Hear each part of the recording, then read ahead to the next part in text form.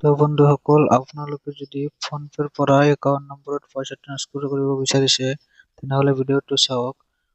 পইচা ট্ৰান্সফাৰ কৰিবৰ কাৰণে ইয়াতে দেখা হ'ব টু বেংক, ইয়াতে ক্লিক কৰিব 2 নম্বৰত।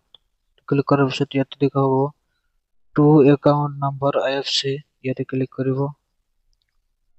টু একাউণ্ট IFC ইয়াতে ক্লিক কৰাৰ পিছত ইয়াতে তলত দেখা পাব বেংক একাউণ্টত ক্লিক কৰিব।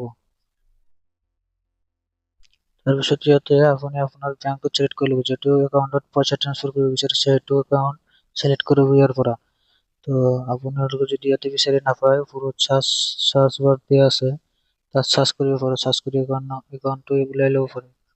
তো ইয়াতে মোৰ যিহেতু চাৰ্চ কৰিব নালাগে, মোৰ এয়াৰটেল পেমেণ্ট বেংক, মই এয়াৰটেল পেমেণ্ট বেংকটো চিলেক্ট কৰি ল'ম ইয়াৰ পৰা। আপোনালোকে ভিডিঅ'টো চাই থাকক। ইয়াৰ পিছত ইয়াতে দেখা পাব একাউণ্ট নম্বৰ, তলত দিয়া আছে IFC কোড।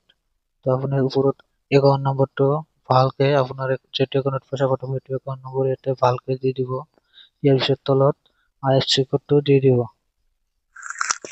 দি দিয়াৰ পিছত আপোনালোকে IFC কোডটো যেনেকৈ একাউণ্টত দিয়া আছে তেনেকৈ দিব, আৰু একাউণ্ট নম্বৰটো ভালকে আপোনালোকে দি দিব। দিয়াৰ পিছত তলতে দেখা পাব নিকনেম আপোনাৰ একাউণ্টত যেনেকৈ নাম দিয়া আছে, যিটো একাউণ্টত পইচা পঠাব সেইটো একাউণ্টত যেনেকৈ নাম দিয়া আছে সেইটো নাম ইয়াতে দি দিব।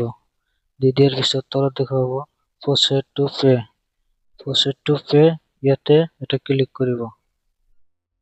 ক্লিক কৰাৰ পিছত তলতে চাব ইয়াতে দিয়া আছে পে কৰাৰ অপশ্যন আহি গৈছে, কিন্তু ডাইৰেক্ট ফোনপেৰ পৰা ইয়াতে আপুনি কিমান টকা দিব সেইটো টকাটো মাৰিব ইয়াত।